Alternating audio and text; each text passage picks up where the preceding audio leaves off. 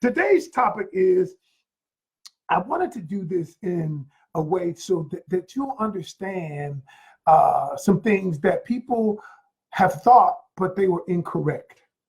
And I coach a whole bunch of people, y'all, and some of the thought processes that they have, and they cannot understand why they haven't attracted the person of their dreams. And they say things like, all men cheat, no men are good, or things like that. I said, is that the story you've been telling yourself? And they say, what do you mean? I said, is that the story that you've been telling yourself? Because if that's the story you've been telling yourself, you're going to keep getting what you've been getting all along. And then they're kind of perplexed by what I say. I said, allow me to explain this to you. I said, whenever you say something like that, whenever you make a statement like all men cheat, or whenever you make a statement like there are no good men or nobody will love me, what you've essentially done is you have created a belief inside of you, and you have accepted this belief to be true. It doesn't mean that the belief is based in any fact at all. It's just that you've accepted it. So let's start with that. First thing you got to understand is, what is a belief? A belief is something, a thought, an idea, something that we have accepted as true. And what we did with the belief is we attached emotion to it. Whenever you attach emotion to a thought process, you attach emotion to something, an idea, that emotion attached to that idea becomes a belief. It becomes part of your belief system. And so now what you do is you utter it over and over and over again. Once you begin to believe it, it becomes a part of you. Now, whether this belief is based in fact or fiction, it doesn't matter. The problem is that you've accepted it as true. And many of those beliefs that we've accepted as true are what I call limiting beliefs. They have limited us from having the things that we truly desire in life. So what we want to do is talk about where these beliefs come from. Y'all, what I want to do is I'm going to show y'all how to get out of this shit. Because the truth of the matter is a lot of us are believing things. We are doing things that are not serving us. We are doing things that are keeping us from attracting or having the very thing that we desire. And most people can't tell you what that is because they don't know what it is. Most people, you got all these speakers out here. You got all these people on YouTube. Well, the truth of the matter is they don't have a clue what's wrong. They don't know because they don't understand human behavior. They don't understand how the mind works. They don't understand how hormones work in conjunction with the mind. So here, what I'm going to give it to you, I'm going to tell you not only how to do something, how to find the mate of your dreams, how to have a better relationship, but I'm going to tell you why. If you don't understand the why behind something, the how won't ever make sense. And so we're going to start with the why. And so, y'all, I'm so serious about this. I wrote up my notes and stuff. I'm not the type of speaker that I don't like to use notes all the time, because most of these comments, the things that I'm going to teach you, these strategies, I don't have to learn these strategies. I live the strategies, so I can just simply teach you what I live. But what I try to do, so I won't go off on a tangent, is put it in some type of format. So the first thing I want you to understand is where these beliefs come. Every single person has a subconscious mind. Now, I'm going to put this in simple terms. I'm not going to go into the whole mumbo jumbo about psychology and the 1,500 books I've read on it, but I'm going to tell you, first of all, we have a conscious mind. A conscious mind is the thing that we think consciously. All right. Okay, I've got to clean my house. I've got to go in. I got to go to work. Those are conscious thoughts. But our subconscious programming, our subconscious thoughts operate. Our subconscious thoughts is responsible for 95% of our reality. Your subconscious thought is the program that's running behind the scenes. Let me give you an example of this. Have you ever gone somewhere driving your car and you got all kinds of stuff on your mind? And by the time you're driving the car, and you don't even know how you got there. Your subconscious mind told you, turn right here, turn left here. And when you turn right, turn left, your subconscious mind is programming you to get where you are going, because it's been this place so many times, it becomes what we call an unconscious response. And this unconscious response is what all of us live by. It's the program that we live by, okay? So now, why is that important? Because all of us live and operate by subconscious programming. For instance, there are some ladies out there who have said things because they believe things because somebody told them when they were young, you're ugly, you're fat, you don't have enough to offer. And they told you this, and you, remember what I said, it's a belief. You attached emotion to that thought or idea, and it became a belief to you. Do y'all know that from the age 0 to you in your mom's belly, 3rd trimester to age 7, we don't have a subconscious mind. And what happens after age 7, everything we experience up until age 7 begins to form this program we live by, our subconscious mind. So if somebody told you were smart, you believed it. If somebody told you were dumb, you believed it. If somebody told you were fat, you believed it. If they told you weren't worth anything, you believed it. And so what we've got to do, y'all, some of us are operating on a faulty subconscious programming. So what I want to do today is start by telling you what's in it. And in subsequent days, we're going to talk about how we reprogram the things in our own mind, because those are the things that are keeping us from having the life we desire. All right. I call them false beliefs. False beliefs are equal to limiting beliefs. You might as well call them limiting beliefs because these are beliefs that keep you from getting the things that you desire. So today we're going to talk about 5 beliefs that women have when it comes to relationship and men. All right. So here we go. Let's get started. Y'all, I want to be through by 30 minutes after. I want to respect your time, but I also want to give you the content. So let's start. First limiting belief or false belief that ladies have is this: there are no good men. You hear this all the time. And the truth of the matter is, y'all, that's a story. That's a story that we tell ourselves. It's a story. And I ask people that I coach, I said, is this a story you're telling yourself? Because as long as you tell yourself that story, then you justify being in the situation you're in. Because if you were to tell yourself that there are good men out there, I just don't have one, what that would do, that would put the onus on you. Okay, because as long as you say there are no good men out there, if that's the story you tell yourself, that's the story you tell because it makes you feel better about your current situation. The truth of the matter is, stop saying that. Because when you say that, what you're doing is you're programming over and over again your subconscious mind to believe that. And y'all, we will never attract what we want. We attract who we are, and who we are is based on what we believe.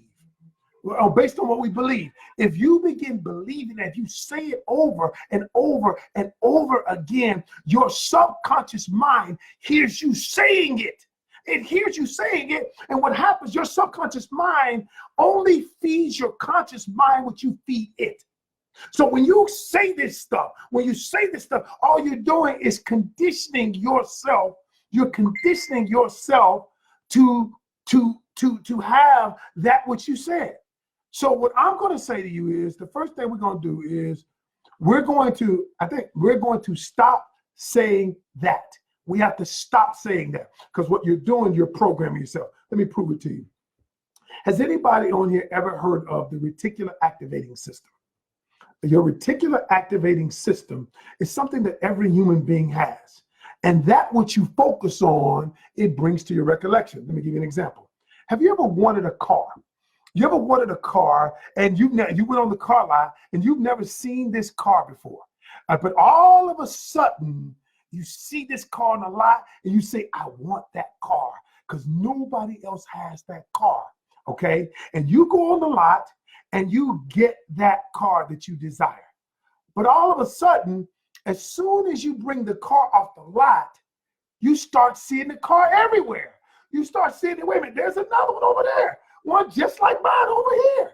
What happened, y'all? Your reticular activating system, that what you focuses on, that what you desire, the brain begin to focus on it. Whatever your acute desire is, your brain starts to focus on it. That's why you start to see this car everywhere. And now all of a sudden, this is the same car that you didn't see before, but now you see it every single place you're going. So what I'm going to tell you is this right here. is stop saying those things, because you're feeding your subconscious mind. The more you feed it, the more it's going to feed you. Step number two, thing number two, false belief number two, men won't commit. Okay. So, here's the thing. Now, you ever seen somebody, let me say this to you. Men do commit.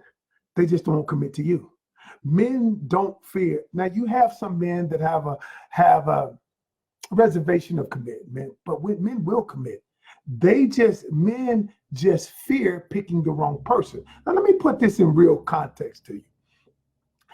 Here's the thing. Women, if you desire a man to commit, then make that a standard for him to commit. Because a man will only rise to the standard that you've created for him. What happens to women is the man doesn't commit to you because he never fears losing you. I'm going to say that again. A man doesn't commit to you because he doesn't fear losing you. Men do. You ever seen somebody date somebody for 3, 5, 10 years, and all of a sudden they break up, and then you said to y'all, he just wouldn't commit, but all of a sudden he married somebody else in 6 months. And you say, well, wait, I don't understand that. It's not that he won't commit. It's just that he won't commit to you. And what happens is you don't create a standard of commitment. So you say, look, I'm going to lower my standard, my bar of standard. And what he'll do, he'll just rise to whatever standard you have created for him. Okay. If you want a man to rise to another standard, create the standard higher so he can rise to it. If he doesn't rise to that standard, he's not the one for you. He is not the one for you. Here's the thing. Let me tell you something that my dad told me a while back. And he said something that was so powerful. He said, son, be prepared to walk away from anything or anyone. He said, because if you're not prepared to walk away, the thing that you're not prepared to walk away from will control you. And I said, whoa. He said, now, I didn't say you had to walk away. I said, be prepared to walk away. But what happens is the reason why some ladies are being controlled is because they're not prepared to walk away. And what happens is the very person that they're with, and he knows it. He knows it. So what he does is he says, you're going to hang around anyway.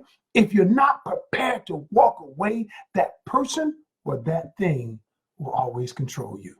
Will always control you. So you must be prepared to walk away. All right. Now, false belief number 3, I can change him. You can't change anybody but yourself. Change you and the world will follow. Listen to what I'm about to tell you. You have to be willing to change.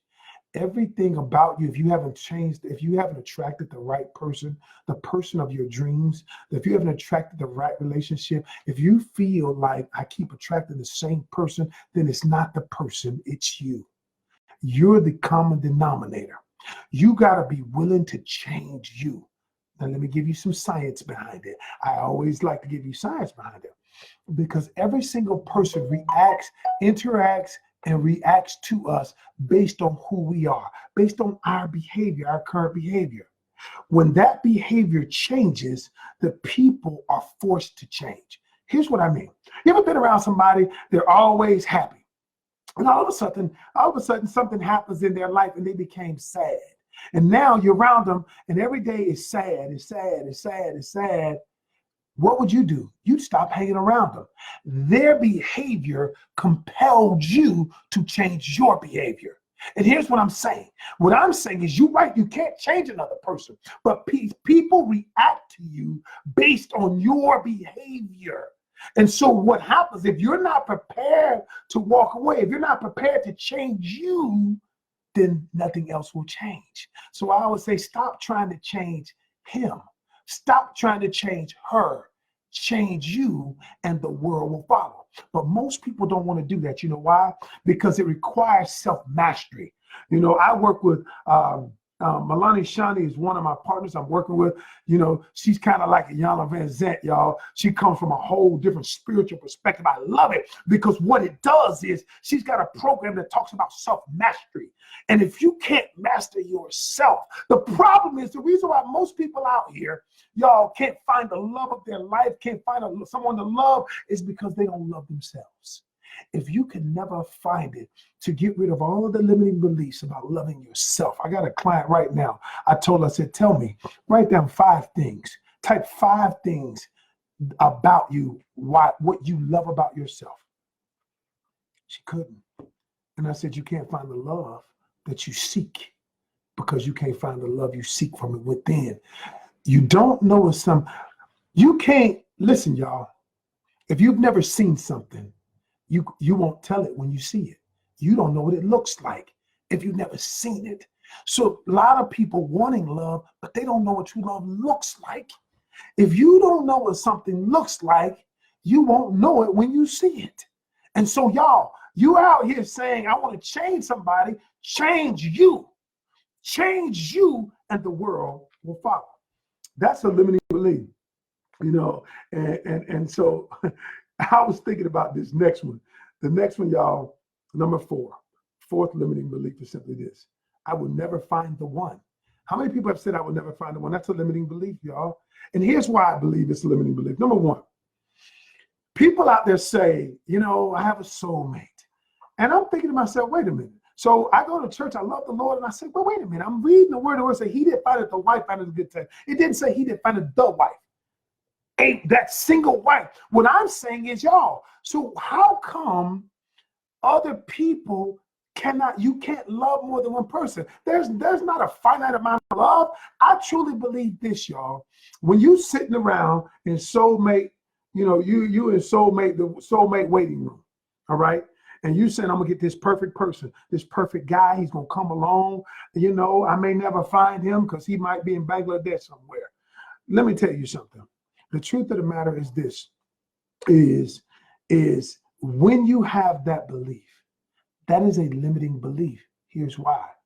Because it says that that if you're talking about from a biblical perspective, you know, he that findeth the wife. Okay, now, if I were to marry someone and my wife dies, okay, then I marry someone else. Was the first wife the soulmate or the second wife the soulmate? I'm just simply saying this, y'all. Stop thinking that there's only one person that you can be with. I'm simply saying that you can be with more than one. Now, the person that I'm with, I believe she is the one for me. I believe that. But I believe that 12 years ago, we were going to get a divorce. Had we gotten a divorce, would she have not been the one for me? What it was 2 people who are equally, you get together. What happens is you work on your relationship. That's why, listen, stop believing this stuff. Compatibility is more important than chemistry. I will say it again. Compatibility is more important than chemistry. We're so worried about the person being, oh, how's their chemistry? My hormones are acting up. He makes me feel butterflies. And at the end of the day, then after the butterflies wear off, when you get into the second phase of love, which we'll discuss one day, then you realize, wait a minute, all of his flaws, you realize, wait a minute, he ain't as perfect as I thought he was. Or she ain't as fine as I thought she was. You're like, hey, I thought she was fine. But now that we done got into the second phase of love, when you get into the phase when all of a sudden you can see the oxytocin in your brain is not flowing as much, the serotonin, the dopamine in your brain is not flowing as much. Now you see their flaws.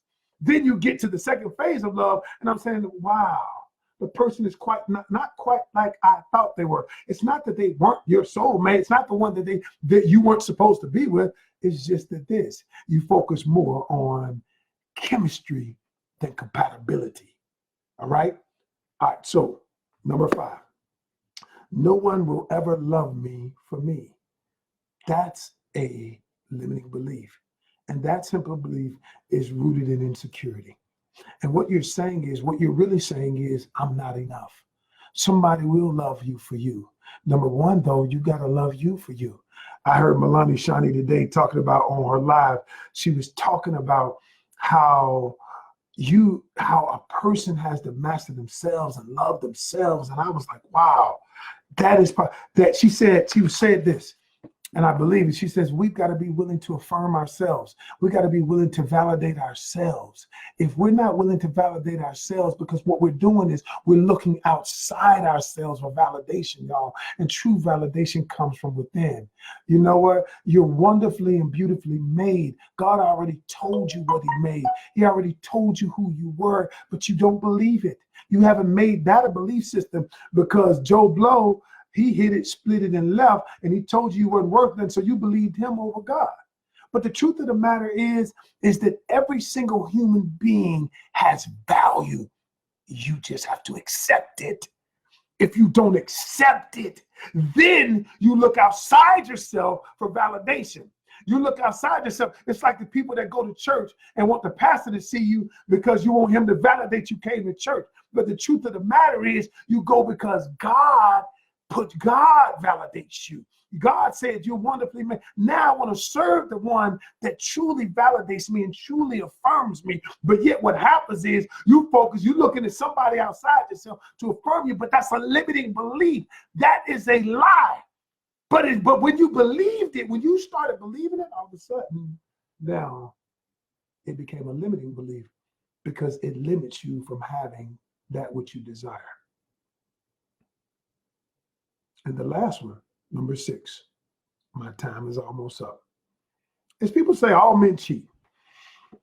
Well, I'm gonna put some science and some stats to this. Do you know a recent study said that 23% of all men cheat? So that's not all. You know, when people say all, what happens is that's a limiting belief. That's a belief, that false belief. All men don't cheat. Okay, but they also said this. 19% of women cheat. You ain't see that one coming, did you? 19%. So you know what? They close together. So women out here throwing that thing just like men out here cheating. You know what? So what I'm saying is we create these belief systems in our head. And what we do is we do that so that it justifies the situation that we're in. And y'all stop saying these things. So I'm going to tell you what we need to do. Number 1, I want you to start affirming yourself. I want you to start saying different things. There is a good man out there. There is a positive man out there. There is a positive man out there for me. And y'all, I can't see all your comments, so you may be commenting. I just don't know it. I'm just telling you this. There is a man for me. I do deserve to have a relationship that works. I will create a standard because I'm worth that standard. I will not have this limiting beliefs. So your homework for tonight. I want you to write down 3 limiting beliefs that you have held. 3 beliefs that you've held that are not serving you, that are keeping you from having the thing that you need to have. Because if you don't identify these beliefs, then they're going to keep, it's like the old program that keeps running in the background. Number 1, Dr. Phil said this. He said, you cannot change what you don't acknowledge. And if you're not willing to acknowledge the limiting beliefs that are keeping you from having the life of abundance that you deserve, then you know what? You're going to stay in the situation that you're in. All right? So what I want you to do, I want you to put them on this page. I want you to inbox me. I want you to send me these. If you want to change, if you want to change your life, change your situation, if you want to change your destiny, what I need you to do is be serious about this. Because I'm serious about this. I'm not on here just trying to get video likes. I don't give a damn about that. I'm on here trying to help people. That's my time. And I think I'm out. And if you have any questions, put them in the comment section. I'll be glad to answer your questions. And if you want to talk, we can talk. All right. Other than that, y'all, peace.